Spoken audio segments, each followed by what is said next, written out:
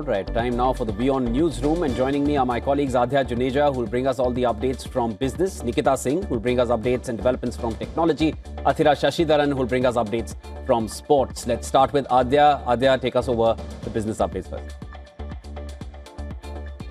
Well, thank you, Shivan. Global markets are on the move, driven by a major US-India trade breakthrough.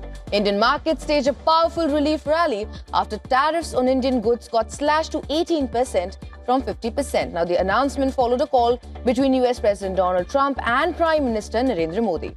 Equity markets surged. The Sensex jumped well over 2,000 points, while the Nifty 50 at 1 point rose as much as 5%, putting it on track for its best single-day gain in 5 years. Analysts say the deal removes a major overhang that had battered Indian assets since tariffs were imposed in August, triggering record foreign investor outflows. That trade breakthrough also sparked a dramatic turnaround in the Indian rupee. After sliding nearly 5% since last August, the rupee saw its biggest one-day gain in over 3 years. Bond markets reacted too, with the 10-year benchmark yield easing 5 basis points to 6.72%. Now, forward-looking indicators strengthened sharply, signaling reduced hedging costs and easing depreciation fears. Analysts say the rupee now looks slightly undervalued and could strengthen towards 88 by March. Beyond India, markets across Asia surged, led by tech-heavy giants. Now, Japan's Nikkei jumped nearly 4% to a record high, while South Korea's Kospi remains near its all-time peak.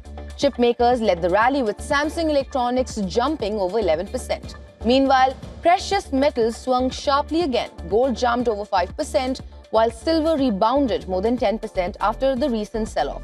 Investors continue to seek safety amid uncertainty over US monetary policy, rising debt levels, and fears of weakening central bank independence.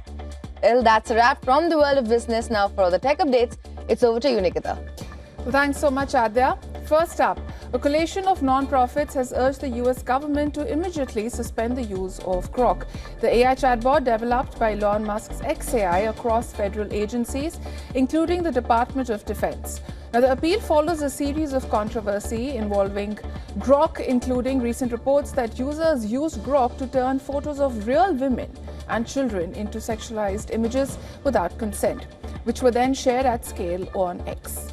The groups warned that Grok poses serious risks to data security and national security, saying the AI fails to meet federal safety standards for government deployment.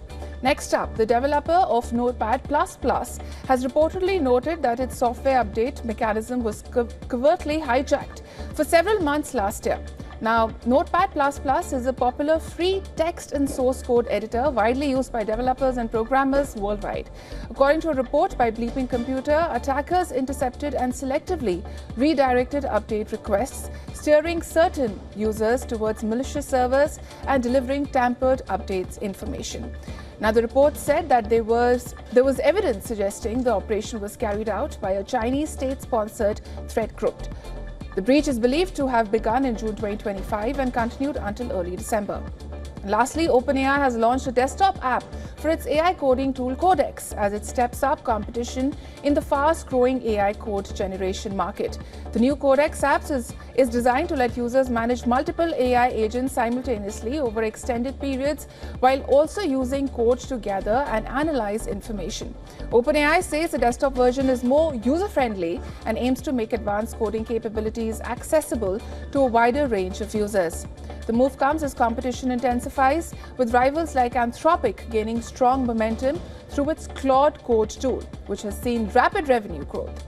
Well, that's it from the world of technology. Now my colleague Athira would be taking you through some sports updates across the globe. Over to you, Athira. Thank you so much, Nikita. Here are the top sports stories we're tracking for you at this hour. We'll begin with football first. Cristiano Ronaldo's future at Al Nassr is in doubt. The 40-year-old was absent from Al Nassr's win against Al Riyadh in the Saudi Pro League on Monday. Reports suggested that the world's highest-ranking footballer is on strike. Ronaldo is reportedly unhappy with Al Nassr's owners, Saudi Arabia's Public Investment Fund or PIF. His main complaint is that the PIF, which owns both Al Nassr and Al Hilal, seems to be favouring leaders Al Hilal in the title race. Al Nassr are 1 point behind Al Hilal in the table. Ronaldo believes that Al Nassr was not allowed to strengthen their squad during the January transfer window. The club signed just one player, while Al Hilal made several signings, including that of Karim Benzema. Over in cricket now, the Pakistan Cricket Board is reportedly not planning to send an official letter to the ICC regarding the team's boycott of the T20 World Cup match against India. The Pakistan team has arrived in Sri Lanka for the tournament with their opener against the Netherlands scheduled for Saturday. However, the Pakistan government announced on Sunday that the national team will not play against India on February 15th. The boycott decision was issued through an official statement from the government of Pakistan. The ICC responded to that statement, warning Pakistan of serious consequences if they go ahead with the boycott. Lastly, in tennis, Carlos Alcaraz will not return to defend his title at this year's Rotterdam Open. The 22-year-old made the decision just one day after winning his Australian Open. He is now the youngest player ever to complete a career Grand Slam. The Australian Open proved to be an exhausting fortnight for the world number one. His campaign included marathon matches against Alexander Zverev and Djokovic, totaling more than 8.5 hours on court. Following his intense workload, Alcaraz and his team decided that he needed a period of rest. He is also managing a lingering leg issue, making recovery a priority.